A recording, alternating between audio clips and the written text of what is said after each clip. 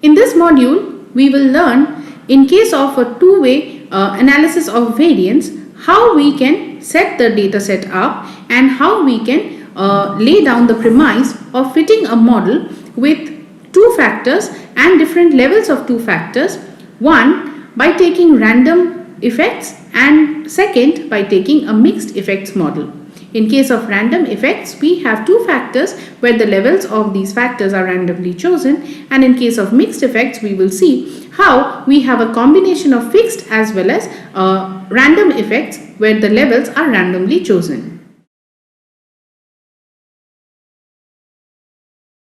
In one of the previous modules, we had discussed in detail the analysis of variance for one factor fixed effect model. In case of analysis of variance, overall we try to look at the different sample means coming from n number of different population, and overall we test whether all the sample means are equal or there is at least one which is significantly different from the rest. This is the general setup of analysis of variance hypothesis testing. But in addition to these, there are a number of other estimable functions as well, which are linear combinations of the different sample means of the different effects of the treatments.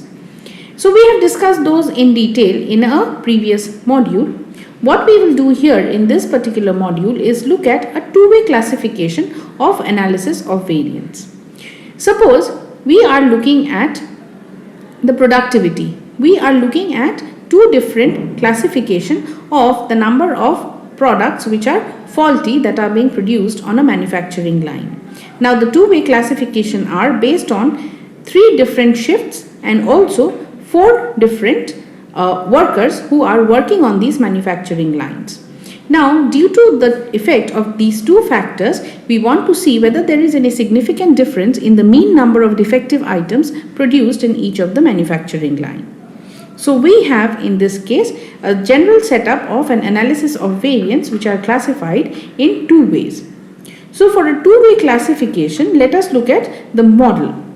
The model looks somewhat like this.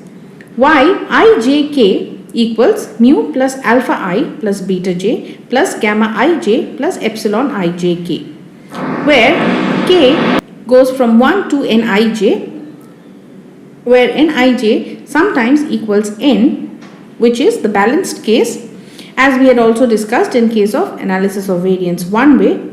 I goes from 1 to all the way up to a, and j goes from 1 to all the way up to b, and epsilon ij is the error term which is distributed as a normal variable with mean equals 0 and variance sigma square.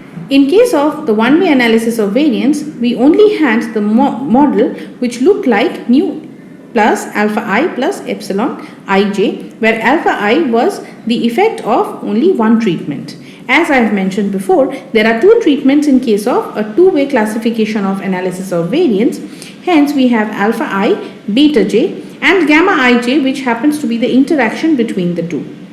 And the total number of parameters in case of a two-way classification is 1 plus a plus b plus a times b. We can also generally write the model as y equals x beta plus epsilon. This is more of a general linear model setup of any ANOVA or regression or ANCOVA model. Here x is the design matrix and the rank of this design matrix equals a times b. And beta represents the vector of coefficients, which in this particular model are given by mu, alpha 1, alpha 2, alpha a, beta 1, beta 2, beta b, gamma 1, 1, gamma 1, 2, gamma 1 b, all the way up to gamma a b, for all the possible combination of interaction between every single level of each of the two treatments. In this particular case, the normal equation is given by generalized form of the normal equations, which looks like x prime x times beta equals x prime y. And for the two-way analysis of variance, we can write the normal equation as follows. Mu plus summation I alpha I plus summation j alpha j beta j plus summation I summation j gamma ij equals y subscript 0 0 0 bar. which happens to be the grand mean of all the values. And again we have mu plus alpha I plus summation j beta j plus summation j gamma ij equals yi00 bar, mu plus summation I alpha I plus beta j plus summation I gamma ij equals y0 j0 bar, and mu plus alpha I plus beta j plus gamma ij equals yij0 bar. We can set a solution to the above normal equations by putting restrictions, as we can see that we have the number of parameters more than the number of normal equations. Hence we put 1 plus a plus b restrictions, and the restrictions are in the following form. We assume that summation I alpha I equals 0, summation j beta j equals 0, and summation I gamma ij equals summation j gamma ij equals 0 for all I and for all j. Hence the number of restrictions are 1 plus a plus b. Now let us show how we arrive at the number of restrictions necessary for a two-way analysis of variance. Suppose that summation I equals 1 to a, gamma ij equals 0 for j equals 1 to b. This implies that summation I summation j gamma ij equals 0. Again summation j equals 1 to b, gamma ij equals 0 for all I equals 1 to a minus 1, and hence summation I summation j gamma ij equals 0, which implies that summation j equals 1 to b, gamma aj equals 0. That is, the total number of restrictions are 1 plus b plus a minus 1, which equals a plus b plus 1 as mentioned in the previous slide. Now with these restrictions, we find the solution to the normal equation, and it's of this form. Mu 0 equals y000 bar, alpha I 0 equals yi00 bar minus y000 bar, beta j 0 equals y0 j0 bar minus y000 bar, and gamma ij0 equals yij0 bar minus yi00 bar minus y0 j0 bar plus y000 bar. Like in case of one-way analysis of variance, in case of two-way ANOVA also, other than the hypotheses that we test, we have a number of combination of these treatment effects in the form of estimable functions. So let us look at a few of such estimable functions and some of the functions which are not estimable.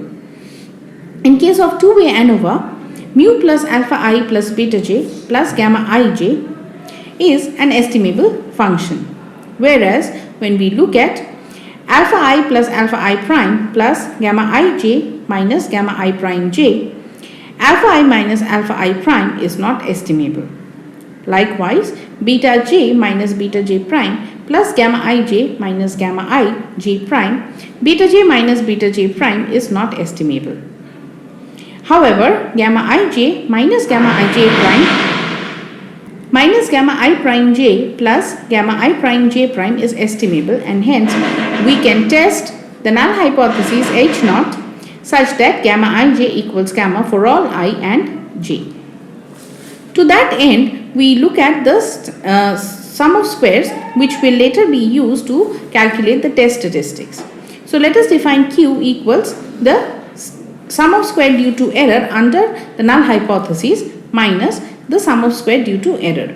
This will be given as the minimum of summation I, j and k, yijk minus mu minus alpha I minus beta j square minus the sum of square of error, where sum of square of error is in general given by the total sum of square minus the sum of square due to the model, which equals summation ijk yijk minus yij bar whole square, with n equals ab, where n equals nab, and the sum of square of error under the null hypothesis equals summation I summation j summation k yijk minus yi00 bar minus y0 j0 bar minus y000 bar whole square, and hence q equals summation I equals 1 to a, j equals 1 to b, and k equals 1 to n eventually gives us yij0 bar minus yi00 bar minus y0j0 bar minus y000 bar whole square,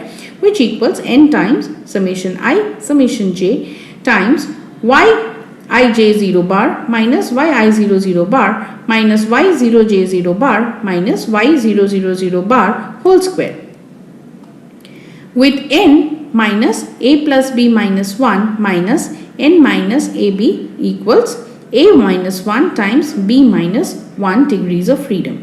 So we use the F ratio for testing of the null hypothesis, where F ratio is given by Q divided by a minus 1 times b minus 1 divided by the SSE, which is unrestricted, divided by n minus ab, which follows an F distribution with a minus 1 times b minus 1 comma n minus ab under the null hypothesis.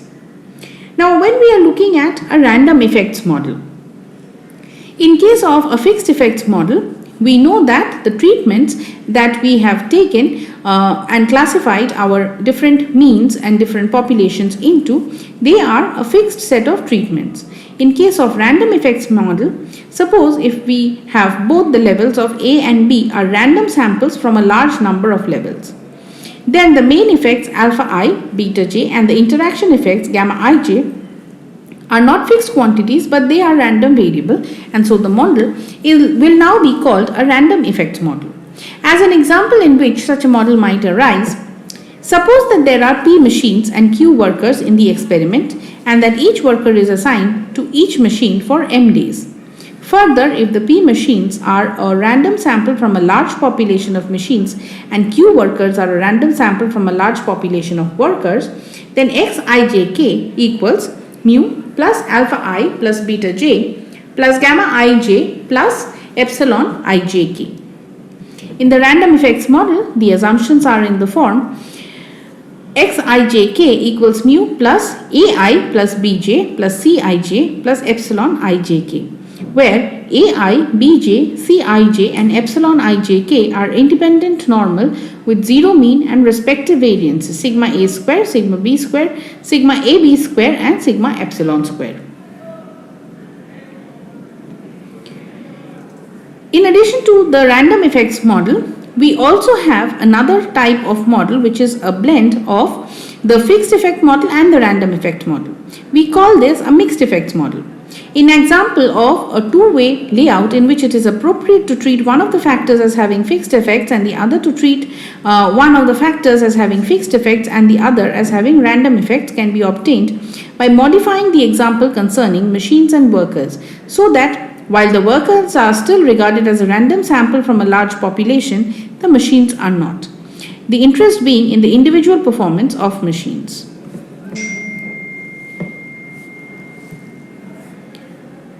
Now we shall use the same notations for factors.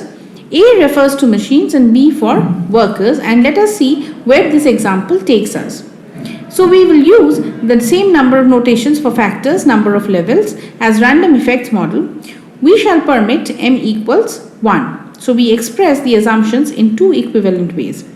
xijk equals mij plus epsilon ijk, where the q vector random variables mij I plus 1j mpj prime are independently normal mu sigma, where mu equals mu1 mu2 mu p and sigma equals sigma ii prime and are independent of epsilon ijk, which are independently distributed as normal 0 sigma epsilon square.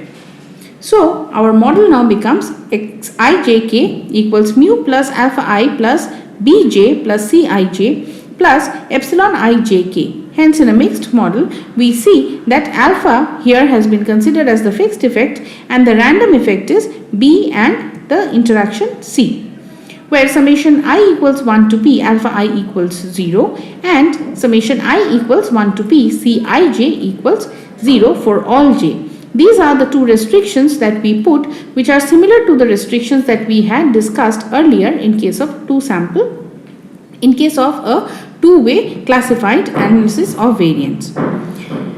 Now bj, cij, epsilon ijk are jointly normal, epsilon ijk are independent, normal 0 sigma epsilon square, and independent of the bj and cij, which have zero means and they are not independent. So what we have dealt with here is the setup of a random effects model and a mixed effects model, and introduction to the analysis of variance two-way under these two approaches. So in a later module, we will discuss how the testing of hypotheses is carried out, how the null hypotheses and the alternative hypotheses are stated, and how each of these are tested and the test statistics are calculated using the different combination of sum of squares of errors coming from the data set that we have in a two-way analysis of variance setup. So here in this module, we have learned how to set down the premise of a two-way analysis of variance under the random effects as well as the mixed effects model setup. In case of the random effects, we have seen how we can randomize the factors and the different levels of the factors, as well as in the mixed effects where we have a combination of fixed as well as random levels of factors, how we can lay down the model and also handle the different model setup as well as the test of hypotheses related to these two different models.